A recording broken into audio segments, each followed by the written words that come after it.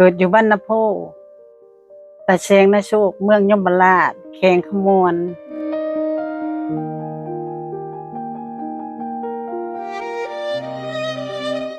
ประมาณ10 ปลายปี34 ปีนี่แหละมีแล้วนะสงครามมาแล้วเนาะสงครามละยุ่นทิ่มระเบิดบนนั้นบนนี้แล้วก็ประมาณ16 ปีก็ใหญ่แหละก็ไปลำเลียงช่วงลูกปืนช่วงเข่าให้ทหารแนวหนาขึ้นผู้อากผู้ทู่บนและจะตู้ก็ปิดโลกอยู่ไปเขาบ่ให้มีทหารนำทางนำพาไปนำทางไปเด้เดี๋ยวทหารก็สั่งให้ครับมาอยู่ยันศัตรูมา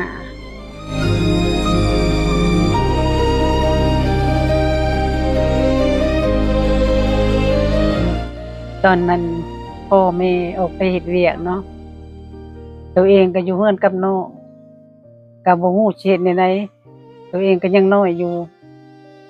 แม่ก็ให้เอาน้อง2 คนผู้หนึ่งหันย่างไปได้ผู้หนึ่งหันยังเจี้ยอยู่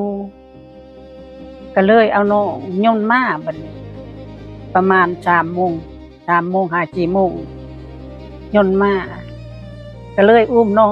บ่จักทางไปได้คุมก็มันบ่มีมันบ่ทันมีคุมบ่จักทางไปก็เลยเล่นเข้าไกลเอาน้องเข้าไกลผู้ดีย่นเช่าแล้วก็พ่อแม่มากตัวเองก็ดีใจยังว่าได้เห็นหน้าพ่อแม่ยังบ่เป็นหยังยังประทับใจดีใจพ่อแม่มาก่อนมาอุ้มเอาจนว่าดีใจหั่นแหละจักสิเฮ็ดแนวใด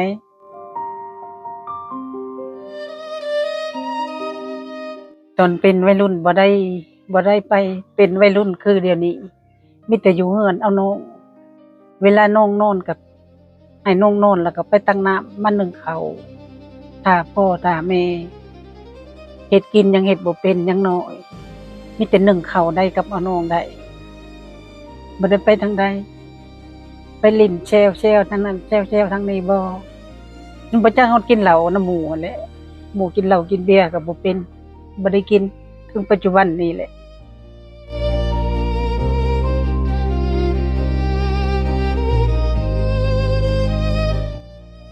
ตอนนั้นข้อยก็อยู่เฮือนเนาะมีหมู่ข้อย2 คนมาเล่นนำกัน3เป็นข้อยเล่นอยู่เฮือนกับเพิ่นก็มาเฮือนเราก็ว่าสบายดีแม่เฒ่าเราเอิ้นอีแม่ก็สบายดีลูกแล้วว่าโอ้เราว่าลูกชาวเจ้างามเนาะแม่เฒ่า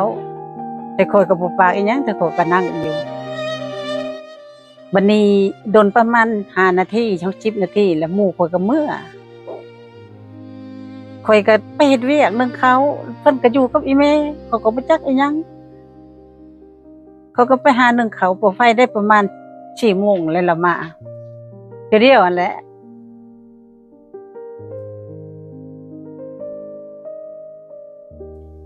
แต่งงานก็แต่งอยู่บ้านนาโพอยู่เฮือนเราเองเฒ่าแก่กับพี่น้องฉันจำกันแหละ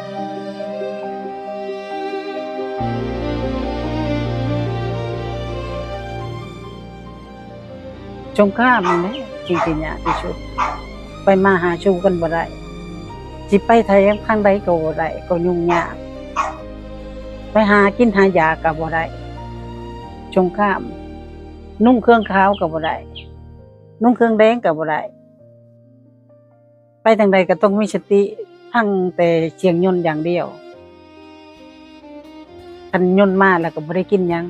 มันยิ่งบ่นั้นยิ่งบ่นี้พ่อเจ้าก็อยู่ธรรมบ่แม่นละสิออกมาอยู่บ้านอยู่เมืองฉันน่ะตั้งอยู่เคียงข้างนะธรรมเลยมีธรรมกับมีคนโลดบ่แม่นสิอยู่คือของมึงถ้าแขกสมรภูมิไฟแดงพ่อบุญต้องสำแดงความกล้าประจันบานระเบิดราคาสายเลือดไหลอาบสถานรักษาตัวเวียดนามยอมทนปานเพื่อชาติลาวแม่ เพชรสมรยอดยิงผู้ทนง เอื้อยเลี้ยงลำเลียงเสบียงส่งแนวหน้าฝ่าดงระเบิดร้ายหัวใจบ่ยานฟ้าส่งข้าวปลาอาหารหนุนช่วยอายน้องชายตำนานรักนักรบลือเดชมูลสอนสู้สม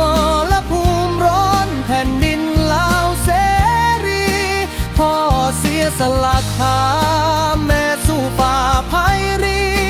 เกียรติประวัติในครั้งนี้ลูกหลานบ่ลืมเลือนจากรอยแผลดีสู่แสงสีทองสดใสพ่อและแม่คือดวงใจวีรชน